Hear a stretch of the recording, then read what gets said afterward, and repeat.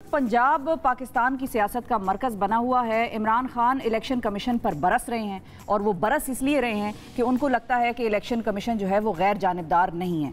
दूसरी तरफ वो अपने जलसों में महंगाई के हवाले से वजूहात बता रहे हैं, तो दूसरी तरफ मरियम नवाज साहिबा जो हैं वो महंगाई का दिफा कर रही हैं और अपनी हुकूमत का दिफा कर रही हैं अपने जलसों में। लेकिन एक और बड़ी जमात पाकिस्तान की पाकिस्तान पीपल्स पार्टी इस सारे मंजरनामे से गायब नज़र आ रही है। किसी किस्म का कोई जलसा उनकी तरफ से पंजाब में नहीं किया गया, ऑल्दो वो हुकूमत का हिस्सा हैं और उनको उसके साथ देखा जाता है, कोलिशन पार्टनर्स हैं गवर्नमेंट के, लेकिन फिर भी किसी किस्म का बयान, बिलावल भुट्टो साहब की कोई तकरीर, इस किस्म की चीज़ कोई नज़र नहीं आई हालिया वक्तों में। इसकी क्या वजह है, इस पर हम बात करेंगे। हमारे साथ मुशीर बराए उमूर कश्मीर और गिलगित बल्तिस्तान और सदर पाकिस्तान पीपल्स पार्टी वस्ती पंजाब कमर जमान कायरा साहब मौजूद हैं। अस्सलाम वालेकुम सर। जी वालेकुम अस्सलाम। बहुत शुक्रिया सर, आपने वक्त निकाला। सबसे पहले तो यही पूछना चाहेंगे कि पाकिस्तान पीपल्स पार्टी आजकल कहाँ है? पीपल्स पार्टी आजकल पाकिस्तान के लोगों के दिलों में है और बिल्कुल मैदान के अंदर है। वो तो हमेशा से है, बिल्कुल दिलों में तो, लेकिन कोई नजर नहीं आ रही। हाँ, आपने जो फरमाया कि इलेक्शन के अंदर नजर नहीं आ रही, क्योंकि ये इलेक्शन फैसला ये हुआ कि मुस्लिम लीग के कैंडिडेट्स इलेक्शन लड़ेंगे और जहां जहां वो समझेंगे हमारी मकामी जो जिली टीमें हैं या जो हमारे ऑर्गेनाइजेशनल स्ट्रक्चर है वो उनके साथ इस वक्त इलेक्शन में बिल्कुल मुकम्मल तौर पे हिस्सा ले रहा है। लेकिन क्योंकि इलेक्शन रूल्स में कैंडिडेट जो MPs MNAs या वज़रा होते हैं उनको इजाजत नहीं है कैंपेन में जाने की, बिल्कुल, जो मेरे ख्याल में एक दुरुस्त फैसला नहीं है। इसको रिविजिट करने की जरूरत है, लेकिन इस वक्त बहरहाल ये कानून है, इसलिए आपको हम लोग नजर नहीं आ रहे हैं। और खान साहब क्योंकि इस वक्त असम्बलियों से इस्तीफे दिए बैठे हैं, लिहाजा उनके लोग मौजूद हैं, नजर आ रहे हैं। बिल्कुल सही। लेकिन सर अब अगर जैसे 20 नशिस्तें हैं तो ये तय है कि 20 की 20 नशिस्तों पर PMLN का उम्मीदवार होगा? जी बिल्कुल यही तय है और इसका ऐलान हमारी जमात की तरफ से हो चुका। मैंने इस पे प्रेस कॉन्फ्रेंस की, पार्टी की तरफ से अनाउंसमेंट की अपने कारकुनों, साथियों, भाइयों सबको कि हमने ये इलेक्शन मुस्लिम लीग के साथ नहीं लड़ना बल्कि अपना इलेक्शन समझ के लड़ना है। बिल्कुल हम उनके साथ हैं।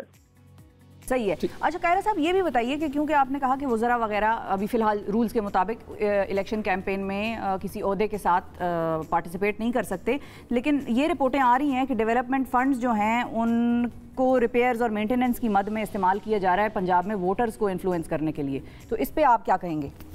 मेरे इल्म में ऐसा कोई नया नहीं है, क्योंकि बजट तो अभी आया और बजट से पहले तो आपके पैसे रिलीज नहीं होते जिलों को। अगर किसी जगह ऑलरेडी ऑनगोइंग स्कीम्स थी पिछले साल की और उनमें काम जारी था, तो उन पैसे उनको अगर ये कंसिडर किया जाए कि उसको किसी खास मकसद के लिए इस्तेमाल किया जा रहा है, तो ये मुनासिब नहीं है।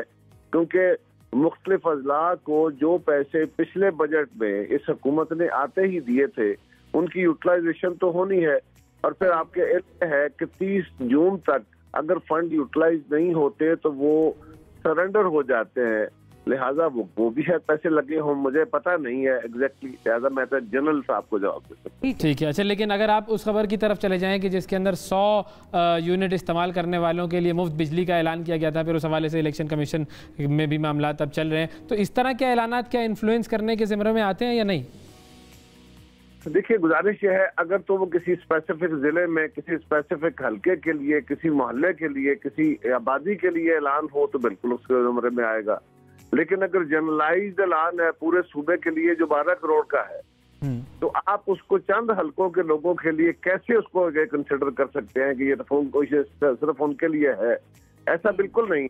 जब भी ऐलानात होते हैं वो ऐलान बुनियादी तौर पे हुकूमतें बजट के बाद करती हैं, बजट के दौरान करती हैं, स्पेस पैदा की जाती है, फिस्कल स्पेस बजट के अंदर।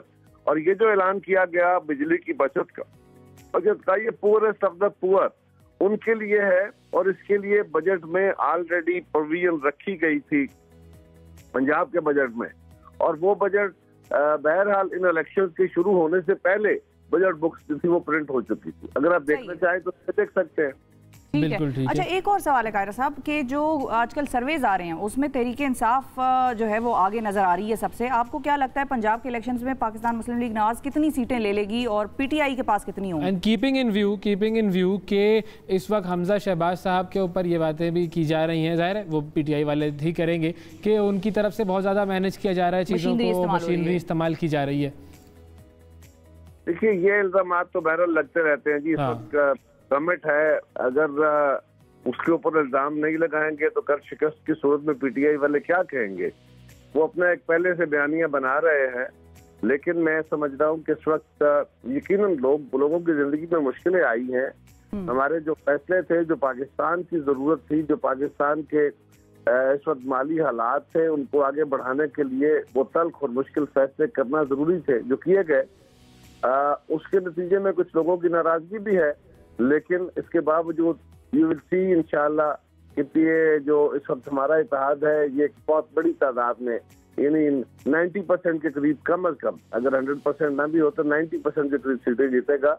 और इस तरह की पहले भी खान साहब के जलसे आप देखते रहे हैं, सर्वेज भी आते रहे, लेकिन रिजल्ट आपने देखे, बिल्कुल लोगों ने वोट दिया हमारे साथ को। अब भी आप देखेंगे इंशाल्लाह ताला ये जो महंगाई की एक सूरत हाल बनी है आपके सामने है।